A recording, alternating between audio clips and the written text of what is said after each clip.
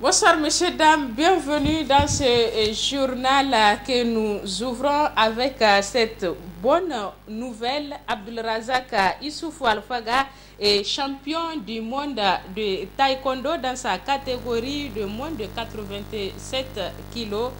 Après avoir battu donc en demi-finale le Gabonais Anthony Obama 16-9, Alfaga n'a pas tremblé en finale face à l'Anglais. Il s'est imposé 9-4 au finish. Quatrième mondial avant le début de ce championnat du monde Corée du Sud 2017. Aujourd'hui, notre ambassadeur, notre héros national Alfaga est le numéro 1 mondial. Félicitations donc à tous les maîtres de taekwondo nigériens, à la Fédération nigérienne de taekwondo et ses partenaires, à l'État du Niger et à tout le peuple nigérien. Nous allons y revenir plus en détail dans nos prochaines éditions. Une bonne nouvelle n'empêche pas une mauvaise. Malheureusement, après donc plusieurs mois d'accalmie de Boko Haram, les éléments de Boko Haram reprennent service. Hier, 2 femmes se sont explosées dans le camp des réfugiés de Kabalewa, faisant 2 autres morts et 11 blessés. La région de Difa a donc beaucoup souffert des attaques de Boko Haram. Le commentaire de Balima Bourema. La nuit du mercredi à jeudi a été agitée dans le camp de déplacés de Kabalewa, commune située à environ 90 km au nord de Difa. Et pour cause, 2 femmes kamikazes de Boko Haram se sont faites exploser. Le bilan est lourd, selon le maire de la ville, joint au téléphone par Bonferré. Bon, ce n'est pas une attaque en tant que telle. Il y a des éléments de Boko Haram qui seront introduits dans le camp de déplacés. Bon, il y a 2 femmes qui se sont explosées. Ça, mais ce n'est pas une attaque en tant que. Bon, le bilan est que les 2 kamikazes sont morts suite à l'explosion. Et puis il y a un homme et une femme aussi qui sont décédés parmi les populations déplacées. Et il y a combien de blessés? Bon, il y a 11 blessés. La région de Difa accueille depuis février 2015 plus de 300 000 personnes fuyant les attaques de Boko Haram dans les villes du nord du Nigeria. L'explosion des kamikazes jette une fois de plus l'inquiétude au sein de la population du camp de déplacés. Les éléments de Boko Haram s'attaquent de telle manière dans votre commune? Bon, oui, c'est la première fois où il y a eu l'explosion de kamikazes depuis le début du gouvernement. Il y a une grande inquiétude parmi la population du camp. Est-ce qu'ils n'ont pas tenté de quitter le camp? Bon, ces choses-là, ça arrive toujours. Bon, c'est pas une question de quitter le camp. Et puis on ne quitte pas échapper à la mort. Les attaques attribuées à Boko Haram ont connu ces derniers temps une faible fréquence. Selon le Bureau des affaires humanitaires des Nations Unies, OCHA, citant les autorités locales, au cours du mois de mai, 6 attaques ont été enregistrées contre 9 en avril 2017.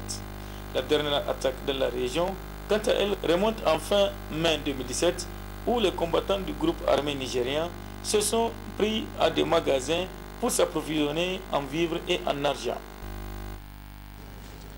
Le tout nouveau code électoral dont s'est doté notre pays n'a pas fini de faire parler de lui.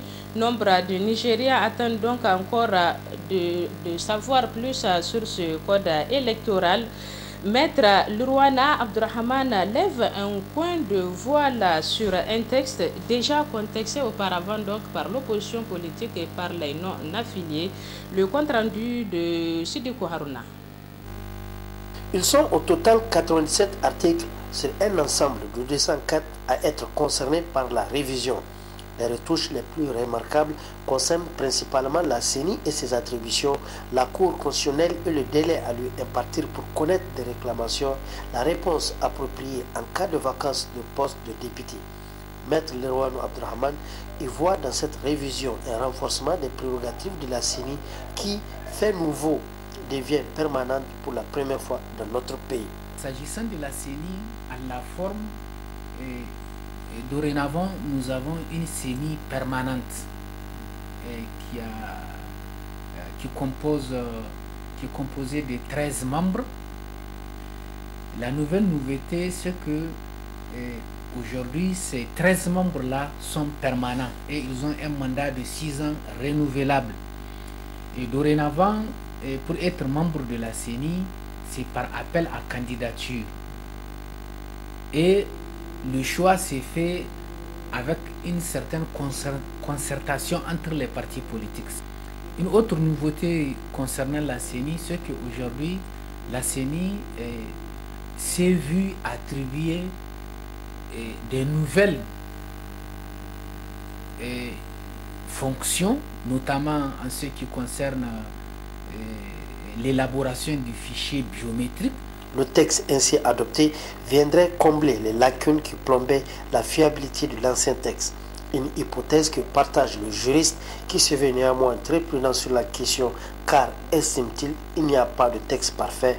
Pour les imperfections, il faudra attendre l'application effective du texte pour les connaître. A priori, on ne peut pas dire qu'il n'y a pas d'insuffisance a priori parce qu'il n'y a aucun texte au monde qui puisse être parfait à lui-même. Sinon, si vous avez constaté, les dispositions qui ont fait l'objet de révision aujourd'hui ont servi à l'élection du même président de la République en 2011. C'est parce que ces articles-là ont montré leurs limites compte tenu d'un certain nombre de problèmes qu'on a rencontrés, notamment le fait de n'avoir pas eu un fichier biométrique disponible jusqu'aux élections, qui a amené à l'époque le président de la CENI à autoriser un vote par témoignage, par arrêté. On peut dire que aucun texte n'est parfait quand il est élaboré. C'est dans la mise en œuvre qu'on peut rencontrer également des difficultés et puis songer à réviser. La plus grande imperfection est pourtant là, bien en évidence. Il s'agit de cette absence de consensus politique sur le dit texte. L'on se rappelle qu'une composante essentielle de la classe politique, l'opposition et les partis non affiliés en l'occurrence, a foulé au pied la dite révision, refusant même d'investir l'hémicycle au moment de l'examen du texte en question.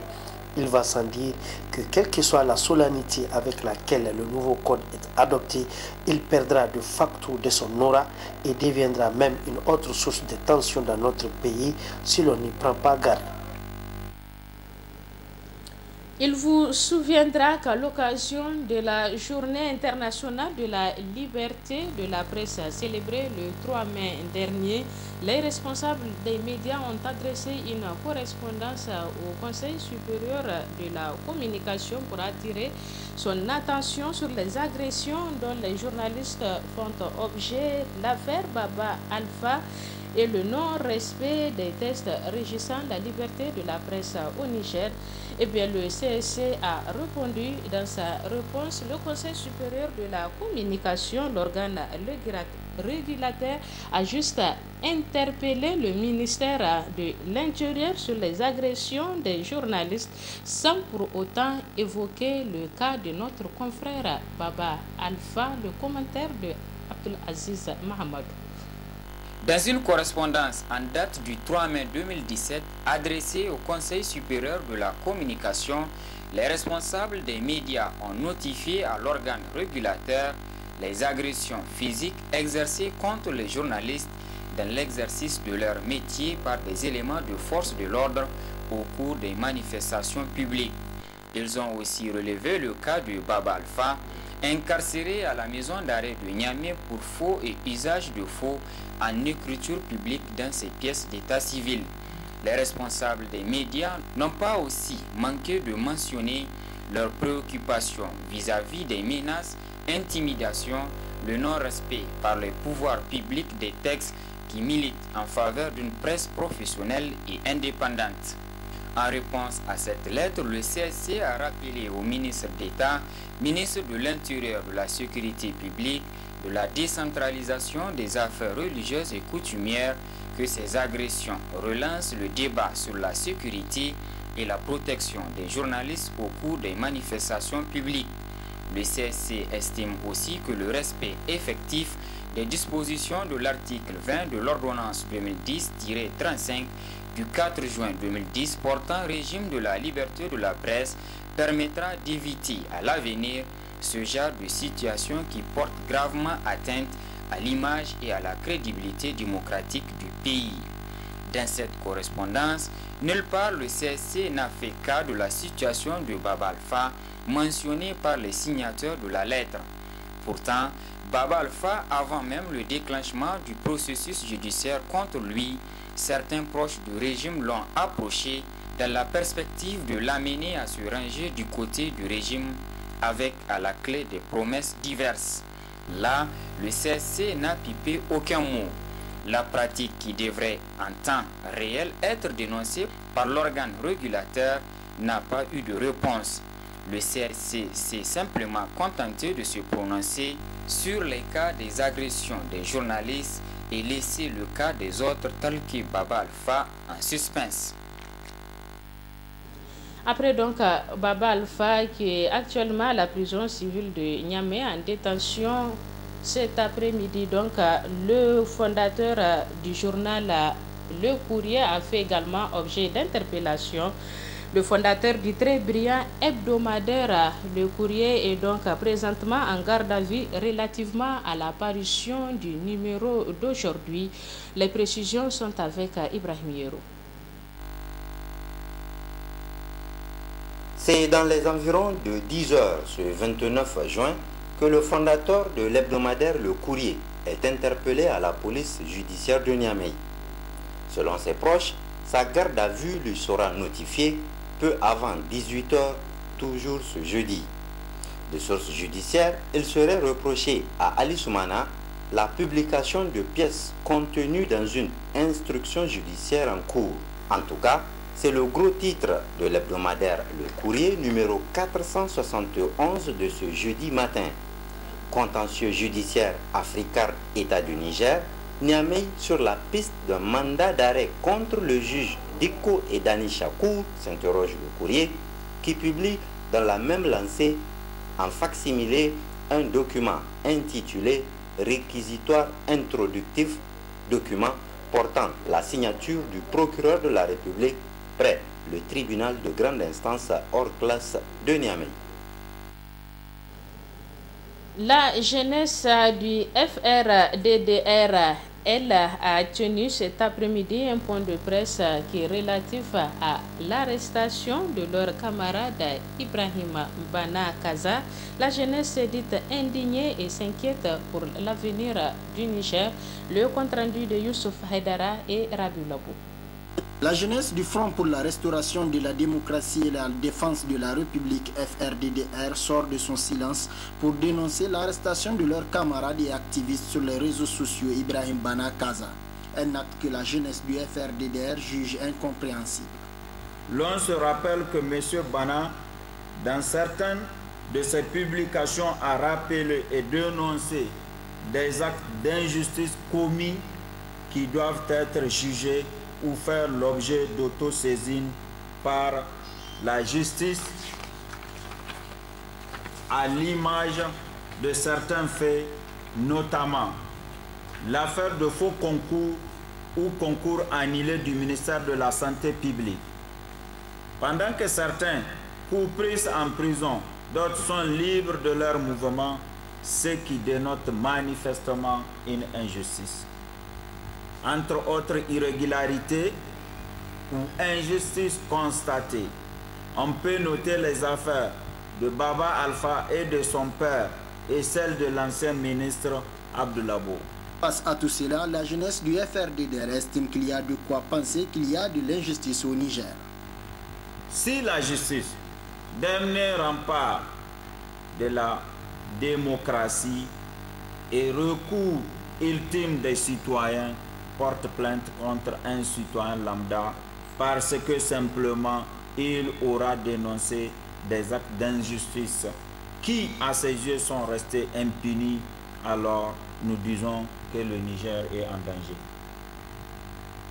Monsieur Bana et tous les autres n'ont rien dit que cela. Ils n'ont rappelé en cela que le principe constitutionnel bien connu, celui de l'égalité de tous en dignité et en droit devant la loi. La jeunesse du FRDDR rappelle au gouvernement et à la justice quant aux dangers qui guettent le Niger si la situation qu'il qualifie d'injustice perdure. Rappelons que Ibrahim Banakaza ainsi que Mahamadou Gamache, SG du Sanko Taxi, sont tous sous mandat de dépôt depuis le mardi 27 juin dernier. Autre aspect de ce journal, et nous allons parler éducation cette fois-ci, pendant que le ministre de l'enseignement primaire est en campagne pour la sensibilisation concernant l'évaluation des enseignants contractuels prévue pour les 2 et 3 juillet prochains. La synergie Cause Niger-Sinaseb multiplie les rencontres et maintient donc le boycott de cette évaluation. Les précisions de Suleiman Ousmane et Ibrahim Amadou.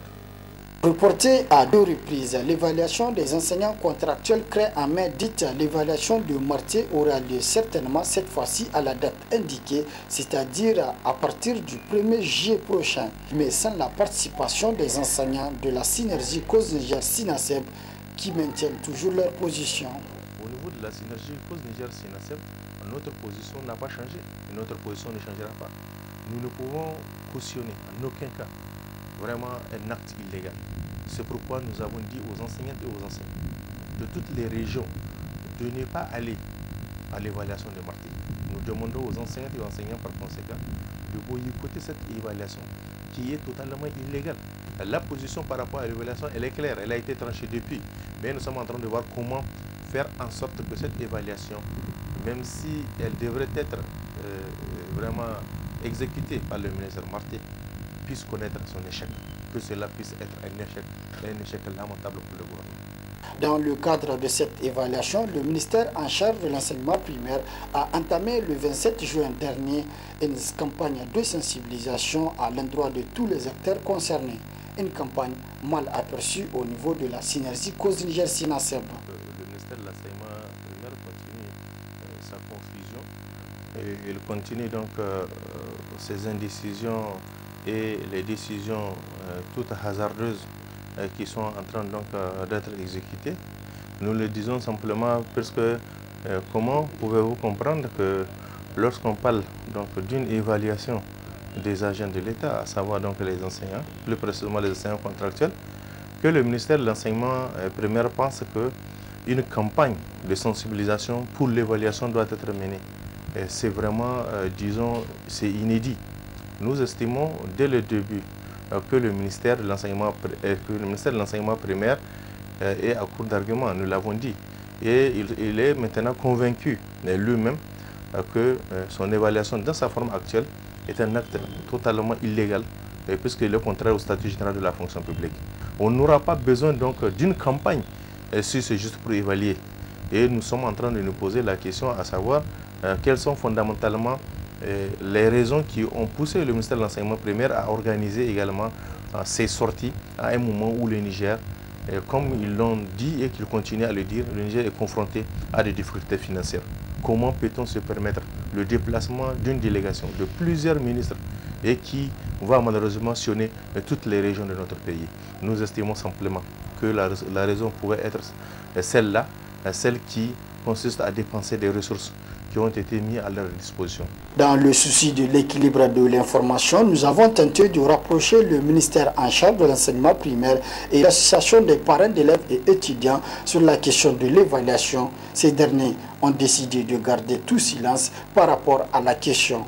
De leur côté, la synergie Cause Niger-Sinaseb multiplie déjà les réunions de concertation en vue de prendre toutes les décisions et mesures possibles afin de faire échec à l'évaluation de Marté prévue les 1er et 2 juillet prochains.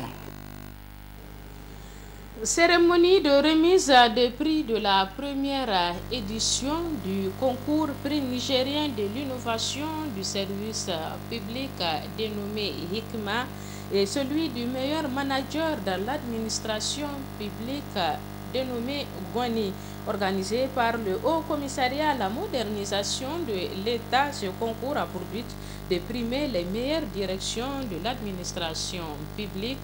Le compte-rendu de Boubacar Amadou et Luc Oga.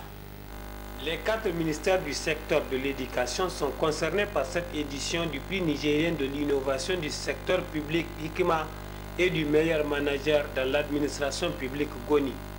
Ainsi, pour le prix du meilleur manager GONI, 4 directions ont été primées sur les 13 dossiers. Il s'agit de la direction de la formation initiale et continue au ministère des enseignements primaires dirigée par Mme Bakingé Fatoumata Zara, celle des études et de la programmation du ministère des enseignements secondaires dirigée par Mme Galbert Zaliatou, la direction de l'accompagnement des groupes spécifiques du ministère des enseignements professionnels et techniques dirigée par Bourema Garba, et celle des études et de la programmation du ministère des enseignements supérieurs dirigée par Abdelmoumouni Moussa. Chacune des 4 directions a reçu un trophée, un ordinateur portable et la somme de 700 000 francs CFA. Quant au prix de l'innovation Hikma, c'est l'Office des examens et concours du supérieur qui le remporte avec un trophée, un ordinateur portable et la somme de 3 500 000 francs CFA.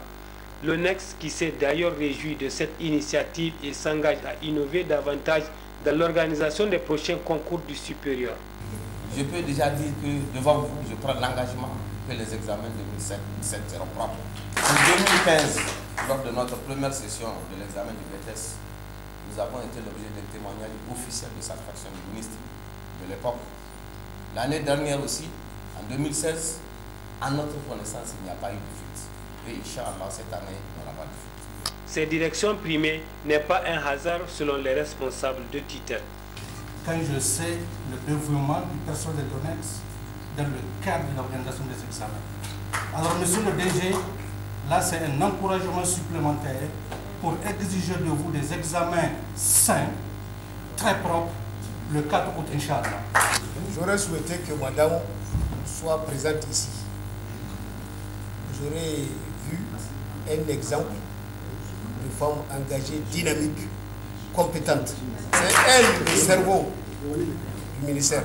C'est une femme. Vous voyez, les femmes, vous êtes déjà en avance sur les autres. Organisé par le Haut Commissariat à la modernisation de l'État avec l'appui financier de l'Agence française de développement, ce concours permettra au Niger de se doter d'une administration de qualité, dira le ministre en charge de la modernisation sociale. L'organisation de ce concours, je pense, si elle n'était pas faite cette année, il faudrait qu'on l'invente. Et c'est l'occasion de vous dire que ça ne fait que commencer. Il faudrait que chacun accepte de changer. Pas que chacun accepte le changement, parce que nous disons tous qu'il faut changer. Mais nous nous limitons juste à ce discours, on ne fait aucun effort pour changer. Après cette première édition qui, aux yeux des initiateurs, a donné effet escompté, le HCME, dans son objectif de modernisation de l'administration publique, entend innover dans l'organisation des prochaines éditions et permettre à toute l'administration de concourir. Les pèlerins de l'agence Almanasik continuent de regagner le pays après avoir accompli le rite de la Umrah. Ce matin, ils sont quelques 120 pèlerins donc à regagner le Niger à bord de la compagnie Max Air. Soumana Karimou et Abdelaziz Jibrila pour le compte rendu. Il sonnait 12h30 très exactement quand le Boeing 747 de Max Air a atterri à l'aéroport international Diori-Yamani de Niamey avec à son bord 120 pèlerins, tous de l'agence Almanasik revenant de la Umrah. À en croire le PDG de l'agence Almanasik, ce vol constitue le 3e depuis le 26 juin, date du commencement des vols. Tout d'abord, nous remercions Allah subhanahu wa ta'ala qui nous a permis d'effectuer cette Umrah édition 2017. Ça s'est passé dans de très bonnes conditions, alhamdoulilah. Et puis on a commencé le vol depuis le 26. Ça, c'est le 3e vol. Dans l'ensemble, je ne peux que remercier Allah subhanahu wa ta'ala parce qu'on a fait nos prières et puis on espère que, Inch'Allah, tous les autres pèlerins aussi vont rentrer ici au pays, Inch'Allah. Ils sont nombreux, les pèlerins, qui ont beaucoup d'estime pour l'agence Almanasik, le géant du Hajj et la Umrah, pour ses services, dont entre autres l'encadrement, la restauration et l'organisation parfaite et irréprochable, dont font preuve ces encadreurs qui ont une maîtrise parfaite du Hajj et la Umrah. Almanasik, c'est du professionnalisme. D'abord, je vais commencer par dire Alhamdulillah Rabbil Alamina. On remercie infiniment le bon Dieu qui nous a permis de faire ce voyage pieux. Et les services de Almanasik il est aussi aujourd'hui indéniable que c'est du professionnalisme. Vu l'expérience qu'il a acquis dans le domaine, vraiment, alhamdulillah, on était parti bien, on était bien logé et on est revenu vraiment dans de très bonnes conditions. Je crois que c'est un service assez bon. Ça s'est bien passé. On est revenu, je crois que l'essentiel c'est de revenir en bonne et parfaite santé. Tout s'est bien passé pour ma part. Et je crois que la plupart des pèlerins aussi sont satisfaits des services offerts par Al-Manasik. C'est une très bonne compagnie. Il s'occupe des pèlerins. Et nous remercions le bon Dieu qui nous a permis d'accomplir la Umrah, un des rites de tout un rite musulman. Et l'acte est joint à la parole. Al-Manasik a tenu toutes ses paroles vis-à-vis à ses clients. Merci, merci et longue vie à Al-Manasik. Ce troisième vol, à en croire le PDG de l'agence Al-Manasik, n'est pas le dernier vol. Un quatrième interviendra aujourd'hui même vers 2 h du matin, Inch'Allah. Avec Al-Manasik, nous en faisons chaque jour un peu plus. Du sport à présent, 3 des 4 candidats à la présidence de la FENIFOOT ont animé aujourd'hui une conférence de presse au complexe GMK. Il s'est agi pour Oumarou Saleh, Abdelaziz Hima Souley et Salifou Mayachi d'annoncer à l'opinion publique leur décision de réquisition de la commission électorale de la FENIFOOT. Ils ont saisi l'opportunité pour décliner les raisons de leur décision. Abdelaziz Mahamadou et Abdoulaye Seydou pour le compte rendu. Oumarou Saleh, Abdelaziz Hima Souley et Salifou Mayaki, tous candidats au poste de la présidence de la Fédération nigérienne de football, décident de réquiser la commission électorale de la FENIFOOT. Très tôt ce matin, les 3 candidats ont étalé les raisons de leur décision devant la presse sportive nationale. Nous sommes dans une élection. Il a été précisé que le dépôt est pour le 28. Aucune heure n'a été donnée. L'interprétation que nous fait, et mieux encore ce qui est très grave, ce n'est pas la commission qui nous notifie que ce dossier est en retard, mais c'est un agent de la FENIFOOT en charge de recevoir et de transmettre juste le dossier qui nous notifie que nous sommes en retard, pour ce qui est du dossier de la liste du candidat Oumarou Amadou Saleh. Pour ce qui est du mien, aussitôt l'arrivée de l'huissier, 2 agents travaillant à la FENIFOOT, par respect à leur âge, je vais taire les noms, se sont retrouvés dans le bureau du secrétaire général adjoint de la FENIFOOT et ont assisté en présence de l'huissier et des membres de l'huissier et du secrétaire général adjoint l'ensemble du processus de restitution du dossier. Et un des agents aurait sorti pour dire non, on vérifie tout doucement parce qu'il ne faudra pas nous mettre des clubs qui sont déjà suspendus.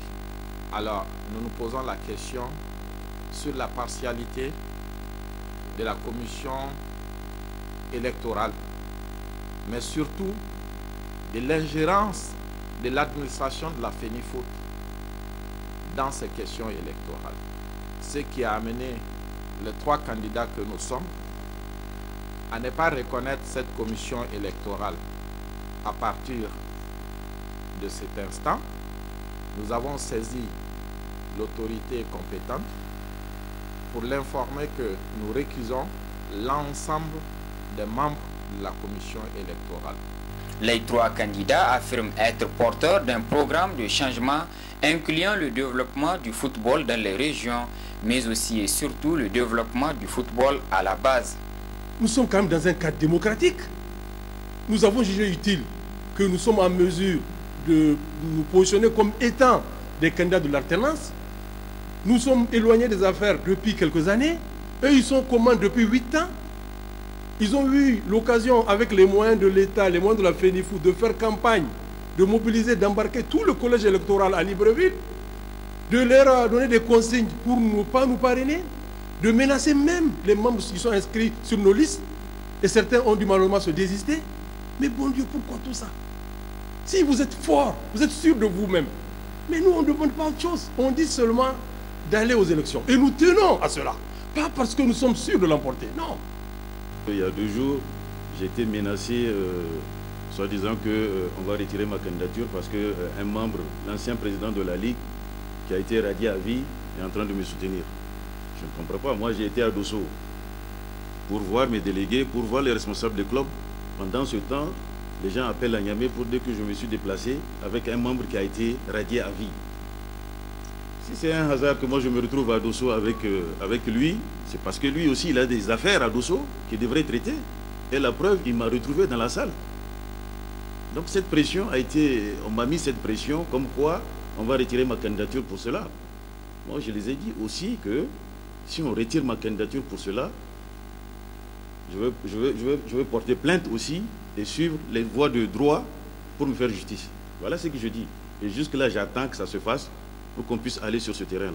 D'ores et déjà, les 3 candidats d'un commun accord ont adressé ce 29 juin 2017 une correspondance au ministre de la Jeunesse et des Sports pour l'appeler à une grande neutralité dans ce processus électoral en vue de l'Assemblée générale élective de la FENIFOOT. Notre pensée à notre cher frère et ami Baba Alpha, dont on attend de savoir le verdict, de connaître donc le verdict le 4 juillet prochain. Que le Tout-Puissant Allah vous assiste, Baba et son papa, ainsi que tous les détenus. Amen. Messieurs, dames, c'est la fin de ce journal. Merci à vous de l'avoir suivi. Vous l'avez compris, donc, apparemment, Ibrahim Yero n'a toujours pas repris ses forces. Après le jeûne du mois de Ramadan, il n'y a pas de la une des journaux ce soir. Il m'a donné rendez-vous la semaine prochaine, Inch'Allah, et j'espère qu'il tiendra parole. Messieurs, dames, que la paix d'Allah soit avec vous également. Au revoir.